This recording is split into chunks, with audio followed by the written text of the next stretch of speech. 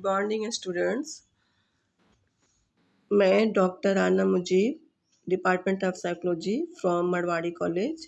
आज हम लोग ड्रॉप आउट स्टूडेंट्स पे चर्चा करने जा रहे हैं। सबसे पहले हम लोग ये देखेंगे कि ड्रॉप आउट स्टूडेंट्स किसे कहते हैं और ड्रॉप आउट स्टूडेंट्स के स्कूल छोड़ने या विद्यालय छोड़ने के मुख्य कारण कौन कौन से हो सकते हैं। हाई स्कूल और कॉलेज के छात्र कई कारणों से शिक्षा संस्थान यानी स्कूल या कॉलेज छोड़ देते हैं। कुछ शिक्षार्थी एकेडमिक रूप से भी पीछे होने पर और कुछ विद्यार्थी घरेलू समस्याओं के कारण अपने स्कूल या विद्यालय को छोड़ने पे विवश हो जाते हैं। इसमें कई ऐसे कारण ऐसे भी हैं, जैसे बच्चे छोटी आयु में शादी, मैरिज, चाइल्ड मैरिज, परिवारों के साथ का प्रवास, माइग्रेशन ऑफ फैमिलीज़, ये स्कूल की बुनियादी ढांचे की कमी, ये सब ऐसे कारण हैं जो कि मुख्य हैं जिनके कारण स्कूल छोड़ने पर एक बच्चा विवश हो जाता है, छोड़ देता है। अब हम लोग देखते हैं कि मुख्य कारण इसके कौन कौन से हैं। सबसे नंबर 1 में है पॉवर्टी, गरीबी। गरीबी एक ऐसी चीज़ है जिसमें बच्चे को पालन पोषण करना ही मुश्किल हो जाता है। पेरेंट्स भी यह सोचते हैं कि बच्चे का पेट भर जाए, तो ऐसी स्थिति में एक गरीब माँ बाप के बच्चे, जब बच्चे थोड़े बड़े होने लगते हैं तो उनको अपने साथ अपने काम में लगा लेते हैं। उनके आगे शिक्षा का कोई इम्पोर्टेंस नहीं होता है।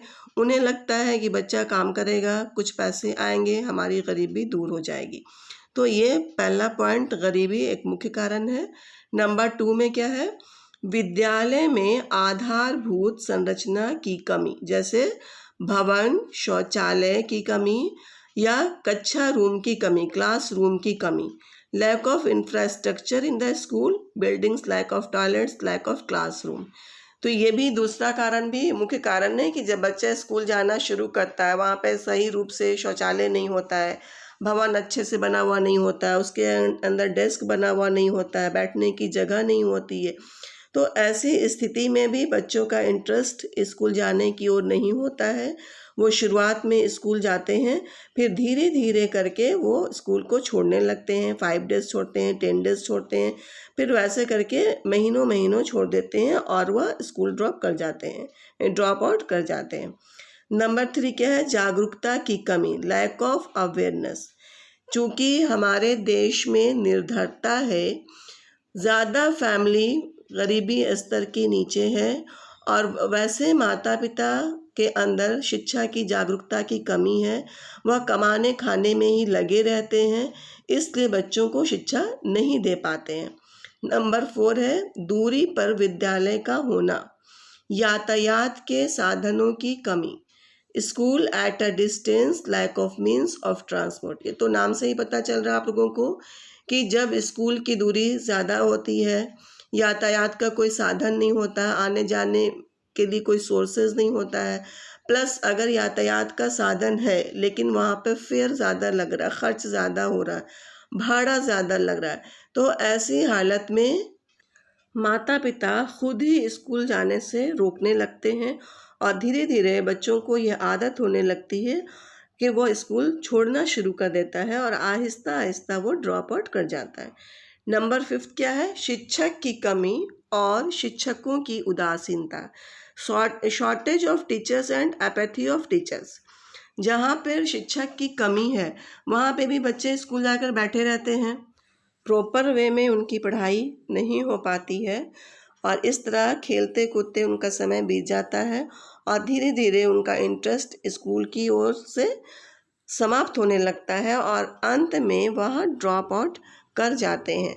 अब हम लोग देखते हैं नंबर 6 पॉइंट, व्यक्तिगत कारण, जिसमें क्या क्या कारण हो सकता है, अस्वस्थता, सीखने की समस्या, भावनात्मक विकार, व्यवहार संबंधी समस्या, विकलांगता इत्यादि।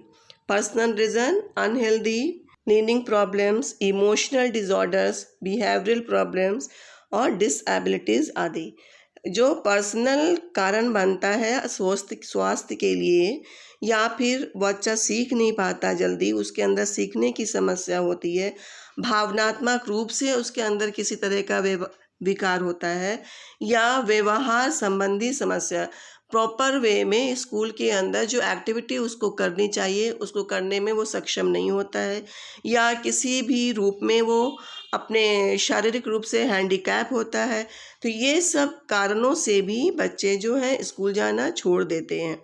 नंबर 7 क्या है? सरकारी विद्यालय की ख़राब गुणवत्ता, poor quality of government school. जैसा कि हम लोगों ने नंबर 1-2 पॉइंट में भी देखा कि इंफ्रास्ट्रक्चर की कमी होती है, स्कूल में प्लेग्राउंड सही ढंग से नहीं होता है, अच्छा पानी नहीं मिलता है, हाइजेनिक टॉयलेट नहीं होता है। तो ये सब कारण जो है, या स्कूल की शिक्षा पॉलिसी, दोषपूर्ण शिक्षा पॉलिसी, सही ढंग से पढ़ाने का कोई मेथड नहीं है, टीचर्स आते नहीं हैं, या टीचर्स होते भी हैं तो वो बैठे रहते हैं, तो ऐसी स्थिति में सरकारी विद्यालय की गुणवत्ता पे असर पड़ता है, वो ख़राब गुणवत्ता होती है, और जिसकी वजह से बच्चे स्कूल जाना नहीं चाहते हैं। एडमिशन होने के बाद भी धीरे धीरे वह स्कूल को छोड़ जाते हैं। नंबर 8 क्या है? आजीविका के लिए प्लान, माइग्रेशन फॉर लाइवलीहुड। बहुत सारी फैमिली जो गरीब परिवार की होती है, वो अपने इनकम के लिए, अपनी आर्थिक स्थिति को मजबूत करने के लिए वह अपने शहर से दूसरे शहर जाते हैं कमाने के लिए। ऐसी स्थिति में भी बच्चे का स्कूल छूटा हुआ रहता है। नंबर 9 क्या है? नीतिगत खामियां, दोषपूर्ण शिक्षा नीति। जब स्कूल के अंदर बच्चों को शिक्षा के लिए कोई इंटरेस्ट वाली चीज़ें नहीं होंगी, बच्चों का गोल के लिए उसको कुछ बताया नहीं जाएगा, तो इस तरह की शिक्षा नीति के कारण भी बच्चे स्कूल जाने से कतराने लगते हैं, वो जाना नहीं चाहते हैं, खेल में उनका ध्यान लग जाता है, और वो धीरे धीरे, कभी कभी पेरेंट्स को शुरू में पता भी नहीं चलता है, वो स्कूल छोड़ना स्टार्ट करते हैं, और आहिस्ता आहिस्ता करके वो स्कूल को पूरी तरह से ड्रॉप कर जाते हैं। एंड नंबर 10 लास्ट पॉइंट है, सामुदायिक कारक, रूढ़िवादी या अभिभावकों की निरक्षरता, या फिर छोटे आयु में विवाह, community factors, illiteracy of Orthodox parents, या मैरिज, छोटी आयु में मैरिज। यहाँ क्या है? सामुदायिक कारक भी एक मुख्य कारक होता है बच्चे के ड्रॉप आउट करने में। जैसे अभिभावक के में शिक्षा की कमी, उन्हें खुद शिक्षा प्राप्त वो लोग नहीं किए होते हैं, इसलिए शिक्षा के महत्व को नहीं समझ पाते हैं, और बच्चों को भी पढ़ने के लिए बहुत ज़्यादा प्रेरित नहीं करते हैं। फिर क्या है? छोटी आयु में शादी, छोटी आयु में शादी हो जाती है, लड़के जॉब की तरफ बढ़ने लगते हैं कि उनको काम करना है, घर चलाना है, तो इस तरह से सामुदायिक कारक भी एक मुख्य कारक है ड्रॉप आउट करने के पीछे। अब हम लोग क्या देखते हैं कि ड्रॉप आउट पर काबू पाने के लिए एक परामर्शदाता के लिए आवश्यक कदम कौन कौन सा हो सकता है? Step required for counsellors to overcome drop out, कि जब एक बच्चा स्कूल छोड़ रहा है तो परामर्शदाता को क्या करना चाहिए, उसको कौन कौन से स्टेप उठाने चाहिए कि बच्चे के ड्रॉप आउट करने के जो दर जो बढ़ रहा है उस दर में कमी आ जाए, और बच्चे स्कूल जाना शुरू कर दें, उन्हें स्कूल से इंटरेस्ट पैदा हो, और ज़्यादा से समय वह स्कूल में रहे। इस तरह के संवाद के द्वारा ड्रॉप आउट में कमी लाई जा सकती है। काउंसलर के द्वारा ड्रॉप आउट पर काबू पाया जा सकता है। नंबर 2 क्या है? कैरियर की वास्तविकताओं के बारे में जानकारी देना, information about the realities of career. बच्चों को ये भी बताना ज़रूरी है, काउंसलर को ये भी बताना चाहिए कि आपके लाइफ का इम्पोर्टेंस क्या है, जीवन में आप क्या करेंगे, जीवन के बारे में सलाह दें। उन्हें यह सिखाना चाहिए कि जब तक आप अच्छी शिक्षा प्राप्त नहीं करेंगे, आपको अच्छी नौकरी नहीं मिलेगी, जिसकी वजह से जिस तरह आपके पेरेंट्स बहुत अच्छा काम नहीं कर रहे हैं, आप भी नहीं कर पाएंगे। तो शिक्षा के माध्यम से ही करियर को चुना जा सकता है, इसलिए आपके जीवन में शिक्षा का बहुत अधिक महत्व है। काउंसलर की यह भी जिम्मेदारी बनती है कि उन्हें हाई स्कूल डिप्लोमा या कॉलेज की डिग्री हासिल करने के लिए उन्हें प्रेरित करे और प्रत्येक स्तर पर उनके कैरियर के कितने दरवाजे खुल सकते हैं। शिक्षा प्राप्त करने के बाद, एक डिग्री हासिल करने के बाद उन्हें समझाने की आवश्यकता है और परामर्शदाता उन्हें समझाता है, उसे समझाना भी चाहिए। व्यवसाय के अनुसार शिक्षित करने की कोशिश होनी चाहिए। ऐसा करने पर भी बच्चों के अंदर एक जागरूकता आएगी, बच्चों में एक इंटरेस्ट पैदा होगा कि उसका जो जीवन है उसके फ्यूचर में क्या कर सकता है, इसलिए उस पर ध्यान देना आवश्यक है। इससे ड्रॉप आउट में कमी लाई जा सकती है। अगला पॉइंट है, बहुत अधिक करने के लिए उन्हें दबाव ना डालें। Don't pressure them to do much. यहाँ कहने का अर्थ क्या है कि अगर काउंसलर यह समझता है कि एक छात्र बहुत अधिक असाधारण तथा अपेक्षाओं से तनावग्रस्त है, उसके ऊपर बहुत ज़्यादा प्रेशर दिया गया है, जितना उसका कैपेसिटी है, जितनी उसकी योग्यता है, उससे ज़्यादा करने के लिए तो उस पर दबाव ना डालें और उसे प्रोत्साहित करें और शिक्षा की प्राथमिकता पर बल दें। कितना ज़्यादा करना है उस पर उसे बल नहीं देना चाहिए, बल्कि उसका फोकस होना चाहिए कि वह शिक्षा को प्राप्त करे, शिक्षा के इम्पोर्टेंस को समझे, उसकी प्राथमिकता क्या है उसको वो जाने। जिस कारण से छात्र में तनाव की स्थिति उत्पन्न हुई है उसे कम करने में मदद मिलेगी। छात्र में कम से कम कुछ समय के लिए तनाव कम होगा। जैसे यदि कोई छात्र पढ़ाई के साथ साथ खेल कूद में भी अच्छी अपेक्षाएं बढ़ा लेता है कि उसे खेल में भी अच्छा करना है, जिस तरह पढ़ाई में अच्छा वो कर रहा है, और नहीं कर पाता है तो वो तनाव की हालत में आ जाता है। उसे कम करने की ज़रूरत है और ये बताने की आवश्यकता है कि हर फील्ड में एक बच्चा आगे जाए, ऐसा ज़रूरी नहीं है। नंबर 4 क्या है? परामर्शदाता का संपर्क विद्यालय प्रबंधन के साथ होना चाहिए, क्योंकि जब तक परामर्शदाता विद्यालय प्रबंधक के साथ संपर्क नहीं रखेगा उसे उसके माहौल का, स्कूल के माहौल का पता नहीं चलेगा। परामर्शदाता का यह भी कर्तव्य है कि वो शैक्षणिक माहौल को स्वच्छ तथा अभिरुचि युक्त बनाए। परामर्शदाता हर समय सतर्क रहता है कि यह देखने के लिए कि विद्यालय में किसी भी प्रकार की ऐसी घटना नहीं हो रही है जिसके कारण बच्चा चिंता में आ जा रहा है, बच्चा स्कूल छोड़ने पे मजबूर हो जा रहा है। इसलिए हर समय एक परामर्शदाता को चाहिए कि वो शिक्षक के साथ संपर्क बनाकर रखे, वहाँ के एडमिनिस्ट्रेशन के साथ संपर्क बनाकर रखे। अगला पॉइंट क्या है? छोड़ने के बजाय एक ब्रेक को प्रोत्साहित करें। Encourage a break rather than quitting.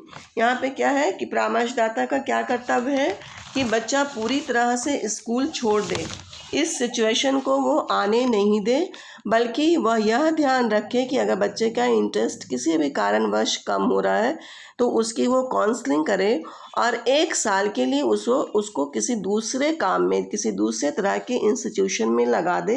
वहाँ से करने के बाद जब फिर से उसका इंटरेस्ट जागने लगता है या जागने लगेगा तो उसे फिर से स्कूल में डालने की कोशिश करनी चाहिए। 6 पॉइंट, एक अलग विद्यालय पर विचार। Consider a different school.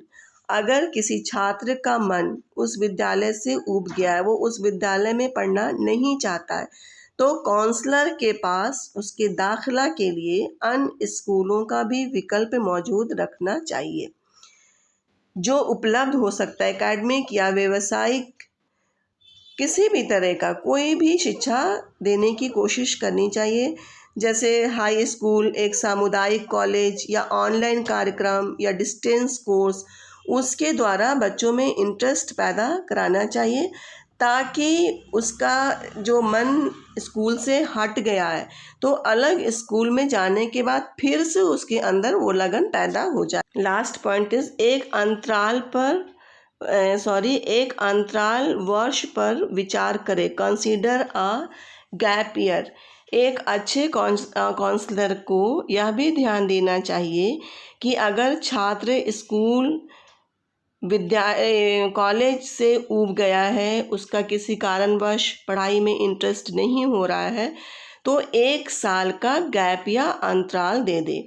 High school और कॉलेज के बीच जो समय अंतराल होता है जिसमें छात्र घर में होते हैं या फिर कॉलेज में पढ़ाई के दौरान स्कूल और कॉलेज से छुट्टी लेने के इच्छुक होते हैं, उन छात्रों को दूसरे कार्यक्रम में लगाना चाहिए। दूसरे किसी कोर्स में उनका एडमिशन करा देना चाहिए। उनके इंटरेस्ट को देखते हुए, उनकी अभिरुचि किस काम में ज़्यादा है, उस तरह के प्रैक्टिकली काम में उनकी रुचि दिलानी चाहिए और उस ओर उनको एडमिशन दिलाना चाहिए, काम कराना चाहिए। जब वो उस ओर जाएंगे, उस इंस्टीट्यूशन में दूसरे कार्यक्रम को करेंगे, दूसरी चीज़ों को सीखेंगे, उनके साथ बहुत सारे लोगों का मेल मिलाप होगा, तो फिर से वह शिक्षा की तरफ उनका इंटरेस्ट जाग जाएगा और फिर से वो वापस अपने स्कूल में आ जाएंगे और अपनी शिक्षा पर फिर से ध्यान देने लगेंगे, फोकस करने लगेंगे और बल्कि पहले से ज़्यादा अच्छा वो शिक्षा प्राप्त कर सकते हैं जब वो अदर फील्ड में जाने के बाद दूसरे बच्चों को देखते हैं। इस तरह से हम लोगों ने क्या देखा कि ड्रॉप आउट क्या है, उसके कौन कौन से कारण हैं और कैसे हम दूर कर सकते हैं। Okay, thank